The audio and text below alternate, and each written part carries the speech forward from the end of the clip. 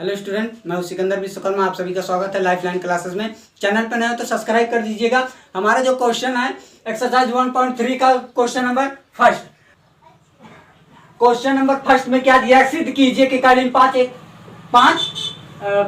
अपरिमेय संख्या है। तो सॉल्व करते हैं कि माना कड़ी में 5 परिमेय संख्या है। जो परिमेय संख्या मान लेंगे तो अपरिमेय सिद्ध हो जाए। मतलब मानने का मतलब है कि लास्ट में ले जाकर कहेंगे कि अपरिमेय नहीं है। जब परिमेय नहीं रहेगी तो अपरिमेय जरूर रहेगी। तो मान लीजिए कड़ी में 5 परिमेय संख्या है, तो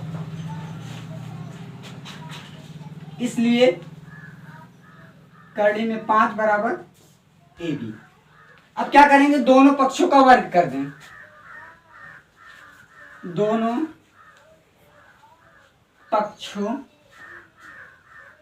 का वर्ग करने पर, दोनों पक्षों का क्या करते हैं? हम वर्ग कर देते हैं। इसलिए अगर दोनों पक्षों का वर्ग, तो दोनों पक्षों का वर्ग करने पर कड़ी में 5 हो गया बराबर 1/b स्क्वायर।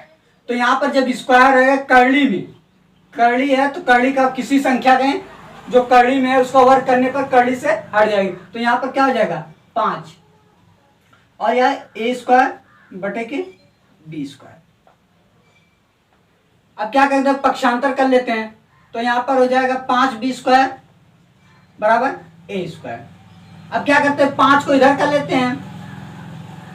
तो यहां पर हो जाएगा b² बराबर a²/5। देखिए सहभाज्य संख्या क्या होती है? सहभाज्य गुणनखंड। सहभाज्य गुणनखंड पहले जान लेते हैं क्या होता है। जो एक से कटे और अपने स्वयं से कटे, जो एक से और स्वयं से कटे, वह क्या कहलाती है? सहभाज्य गुणनखंड कहलाता है। लेकिन यहां पर देखिए, अगर a² 5 से कट रहा है तो a भी क्या होगा? 5 से कटेगा। तो यह क्या हमारा होगा?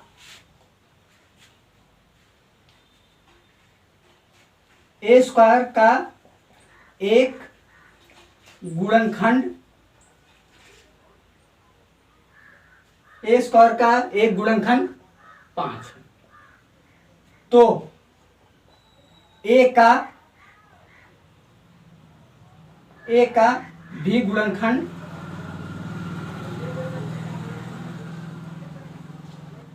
5 होगा।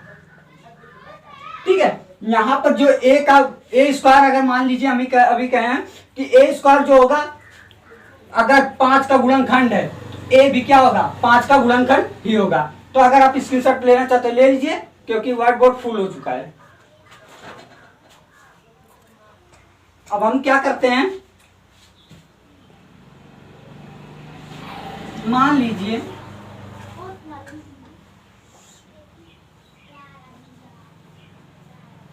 a बराबर 5n, जहां n पूर्णांक है।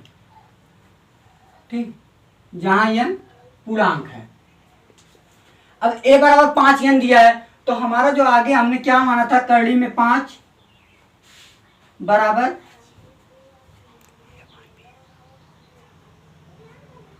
सॉरी आप कड़ी में 5 नहीं था, 5 बराबर a² b²।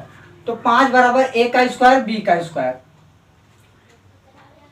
5 बराबर लिखेंगे a²। देखिए यहां पर a का मान कितना दिया? 5n, तो हम स्क्वायर कर देंगे 5n का स्क्वायर, और यहां पर b²। तो 5 बराबर 25 हो गया। अब इसके बाद n² बटे के b²। अब क्या करते हैं? पक्षांतर कर लेते हैं। b को इधर ला देते हैं, 5 को इधर। तो b² हो गया 25n²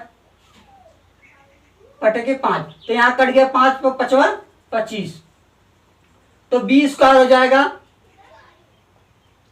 देखिए 5 25 हो गया तो 5n² हो जाएगा, 5n²। अब क्या कर लेते हैं? पक्षांतर कर लेते हैं। तो यहां पर हो जाएगा n² बराबर 5 बटे के b²। तो हमारा जो अभी हमने अगली वीडियो में अगली बार हम जो लगाए थे सहभाज्य गुणनखंड के बारे में बता दिया था। सहभाज्य गुणनखंड के बारे में बता दिया। देखो यहाँ पर फिर वही सिचुएशन है, अगर 5 जो बी स्क्वायर है 5 से कटेगा तो बी भी क्या होगा 5 से कटेगा। तो हम लिखते हैं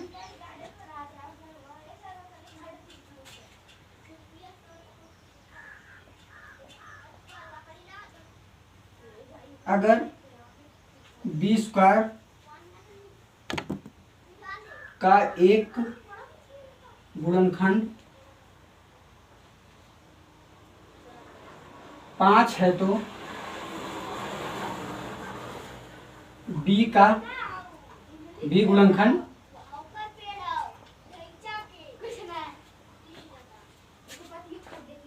5 ही होगा। ठीक है, अगर बी स्क्वायर का गुणनखंड 5 है तो बी का गुणनखंड 5 ही होगा। तो अब क्या कर लेते हैं हम, अरे हम प्रूफ कर लेते हैं कि अपरिमेय संख्या है। तो दिया ए और बी एक,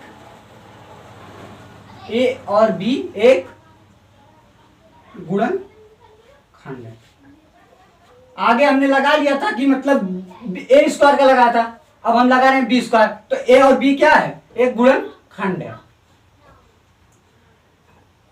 इसलिए जैसे देख लीजिए ए और बी क्या है एक गुणनखंड हो गया। तो अब हमारा तो लिख लेते हैं ए और बी क्या है, तो हमारा जो ए स्क्वायर और बी स्क्वायर का गुणनखंड पता हो गया, तो हम लिखेंगे ए और बी गुणनखंड है। ए और बी क्या है गुणनखंड है। ठीक है, तो हमारी कल्पना क्या थी कि करली में 5 परिमेय संख्या, तो हमारी कल्पना क्या है गलत है।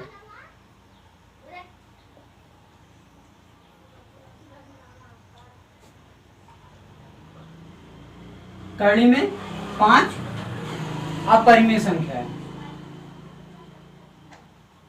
सॉरी परिमेय, करली में 5 परिमेय संख्या है। हमारी कल्पना गलत है कि करली में 5 परिमेय संख्या है, क्योंकि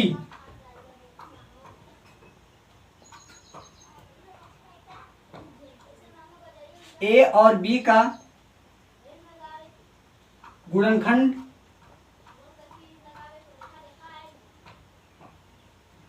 ए और बी के गुणनखंड में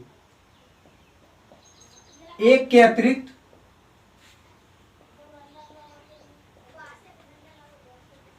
कोई उभयनिष्ठ गुणनखंड नहीं है। उभयनिष्ठ गुणनखंड नहीं है।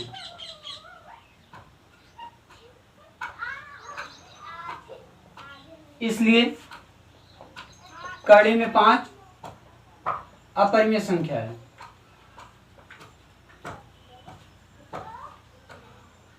अपरिमेय संख्या है। मैं आशा करता हूं कि आई होप आपको समझ में आ गया होगा। अगर नहीं समझ में आएगा तो कमेंट बॉक्स में लिखिएगा और चैनल पे नए हो तो सब्सक्राइब जरूर कीजिएगा। Thank you.